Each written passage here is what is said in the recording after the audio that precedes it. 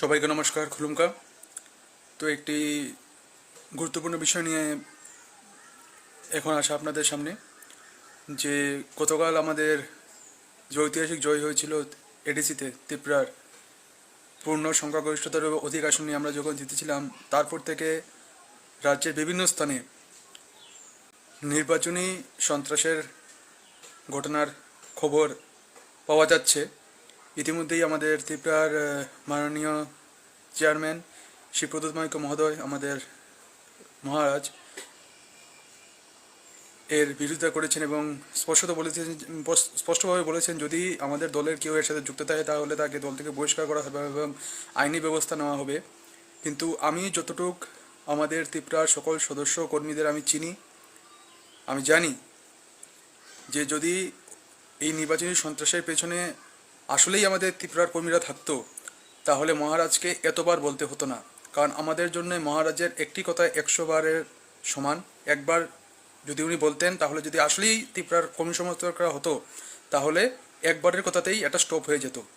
উনি বহুবার রিকোয়েস্ট করেছেন, বহুবার অর্ডার দিয়েছেন আমাদের কর্মীদের যাতে যদি কেউ এর সাথে ইনভলভ হয়ে থাকে তারা যাতে এসব না করে, কিন্তু তারপরেও কন্টিনিউয়াস চলছে। তাহলে বোঝাই যায় যে ত্রিপুরার নাম দিয়ে তথাকথিত বিরোধী দলের লোকেরাই আমাদের বদনাম করার জন্যে এসব কাজ করছেন। প্রথমে বলে রাখি, ত্রিপুরা দল এবং মহারাজ এডিসিতে জয়ী হয়েছেন, কিন্তু রাজ্যের যে আইন ব্যবস্থা রাজ্যের মাননীয় মুখ্যমন্ত্রীর হাতে। রাজ্যে যদি কোথাও আইন ব্যবস্থার অবনতি হয়, তার সম্পূর্ণ দায়ভার রাজ্যের সরকারের। কারণ পুলিশ যারা রয়েছেন, এটা পুরোপুরি রাজ্য সরকারের অধীনে। অন্যদিকে বর্তমান সময়ে অনেকেই এই নির্বাচনী সন্ত্রাস নিয়ে ফেসবুকে পোস্ট করছে, বিরোধিতা জানাচ্ছে, ইউটিউবে ভিডিও আপলোড করছে যে এই সন্ত্রাস বন্ধ হওয়া দরকার, এই সেই। কিন্তু এদেরকে কখনো খুঁজে পাওয়া যায়নি যখন নির্বাচনের আগে আমাদের ত্রিপুরা দলের কর্মী সমর্থকদের বাড়ি ঘর পুড়িয়ে দেওয়া হয়েছিল। নির্বাচনের দিন একটি বিশেষ লোকের সাদা গেঞ্জি পরা লোকেরা হাতে লাঠি নিয়ে ত্রিপুরার সমর্থকদের ভোট কেন্দ্রে যেতে দেয়নি। বয়স্ক লোকদের ঘাড় ধাক্কা দিয়ে বাড়িতে ফিরে দেওয়া হয়েছে। মা বোনেরা যখন ভোট কেন্দ্রে যাচ্ছিল তখন বলা হয়েছিল আপনাদের যেতে হবে না, আপনাদের ভোট হয়ে গেছে। তখনও ওইসব লোকেদের যারা বাধা দিচ্ছিল তাদের পরনে একটি বিশেষ লোকের টি শার্ট ছিল। কার টি শার্ট সেটা নিশ্চয়ই আপনারা দেখেছেন। তখন আজ যারা নির্বাচনী সন্ত্রাস নিয়ে আলাপ আলোচনা করছেন,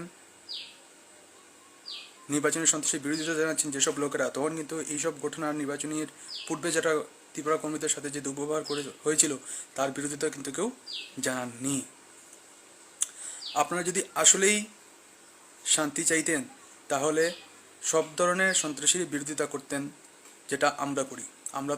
আমাদের সময় যখন নির্বাচনী সন্ত্রাস হয়েছিল নির্বাচনের আগে, তখন আমরা বিরোধিতা করেছিলাম, এবং বর্তমানে যখন আমরা জেতার পরে নির্বাচনী সন্ত্রাস হচ্ছে তারও আমরা পূর্ণ বিরোধিতা করি এবং করব। যার সাথে সন্ত্রাস, যার সাথেই হোক, যেখানেই হোক, পৃথিবীর যে কোনো প্রান্তে হোক, পৃথিবীর যে কোনো লোকের সাথেই হোক, তার পূর্ণ বিরোধিতা আমরা করেছি, করি এবং আগামীতেও করব। কিন্তু কিছু লোক আছে, এই রোদ দেখা কলামেচার মতো এদের পরিস্থিতি।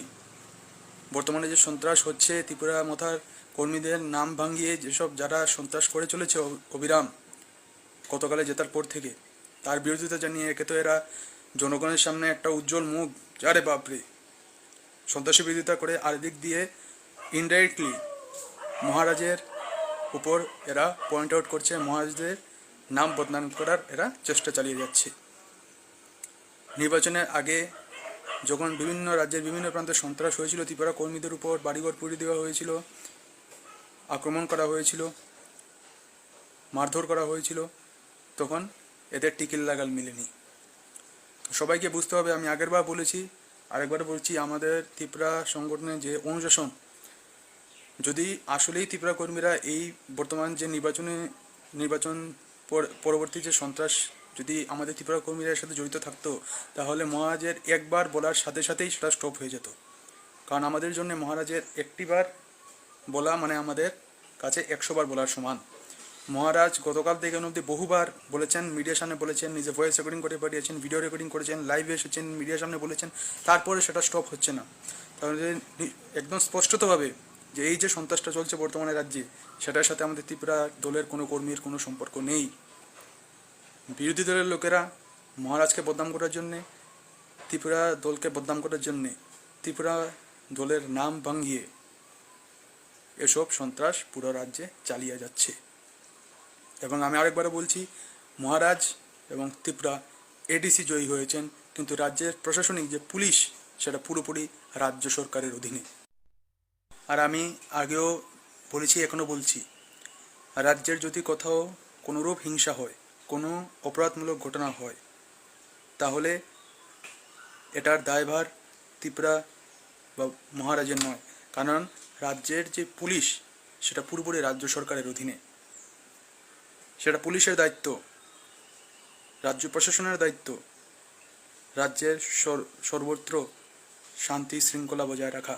এবং এটা একমাত্র মহারাজ বলেই এতবার উনি বলছেন এবং স্ট্রিক্টলি বলেছেন, যদি ত্রিপুরা সংগঠনের কেউ এই সন্ত্রাসের সাথে জড়িত থাকে, তাহলে তার বিরুদ্ধে আইনি ব্যবস্থা গ্রহণ করার জন্য নিজেই বলছেন। রাজ্যে তো প্রত্যেকটা নির্বাচনের আগে এবং পরে সন্ত্রাস হয়, কিন্তু রাজ্যবাসীর সামনে আমি সেটা এটা আমি বলতে চাই যে এর আগে কোনোদিন কোনো দলের নেতৃত্বকে দেখতে বলেছেন রাজ্য পুলিশের কাছে অনুরোধ করার জন্য যে যদি কেউ এটার সাথে জড়িত থাকে দলীয়, তাদেরকে অ্যারেস্ট করার জন্যে? রাজ্যে নির্বাচনী সন্ত্রাস এটা নতুন কিছু নয়, প্রায় ছোটো বড়ো সব ইলেকশনে আগে পরে হয়। কিন্তু আজ মহারাজ যে রাজধর্মটা পালন করেছেন, বারবার যে বলছেন যে নিজের কর্মী সমর্থকদের যে যারা যদি এর সাথে কেউ জড়িত থাকে তাদেরকে পুলিশ গ্রেপ্তার করার জন্য, রাজ্যে বহু নেতা রয়েছে, এরকম স্ট্রিক্ট অনুশাসন কোনো নেতার কি আপনারা আগে দেখেছেন? আমি নিঃসন্দেহে বলতে পারি কোনো কারোরই দেখেননি। এটাই হচ্ছে গিয়ে কোয়ালিটি লিডারশিপ, জেনুইন লিডারশিপ। এবং যারা আজ এই নির্বাচনী সন্ত্রাসের কেন্দ্র করে ত্রিপুরা দল এবং মহারাজকে বদনাম করার চেষ্টা চালিয়ে যাচ্ছেন, যারা জনবর্জিত মানুষ, যারা নিজের বুথেই ইলেকশন হেরে যায়, যারা নিজ দল থেকে হারিয়ে জামানত জব্দ হয়, সেই সব মানুষও আজ এই নির্বাচনী সন্ত্রাসকে কেন্দ্র করে, যার সাথে ত্রিপুরা দলের একনিষ্ঠ কোনো কর্মী নিয়ে আমি নিঃসন্দেহে বলতে পারি কোনো যোগসাযোগ নেই, আজ ত্রিপুরা দল এবং মহারাজের বদনাম করার চেষ্টা চালিয়ে যাচ্ছেন। সেটা ঘোর নিন্দনীয় এবং ধিক্কারজনক। সেটা রাজ্যবাসী শিক্ষিত, রাজ্যবাসী ভালো বোধে বোঝে। এবং আমি মনে করি মহারাজের কথাকে সম্মান জানিয়ে যে বর্তমানে যে সন্ত্রাস চালানো হচ্ছে, যারাই এর পেছনে রয়েছে তাদেরকে গ্রেপ্তার করার জন্য। এবং সেই সাথে আমারও অনুরোধ, যারা নির্বাচনের পূর্বে ত্রিপুরা কর্মীদের সমর্থকদের বাড়িঘর ভাঙচুর করেছে, আগুন লাগিয়ে দিয়েছে,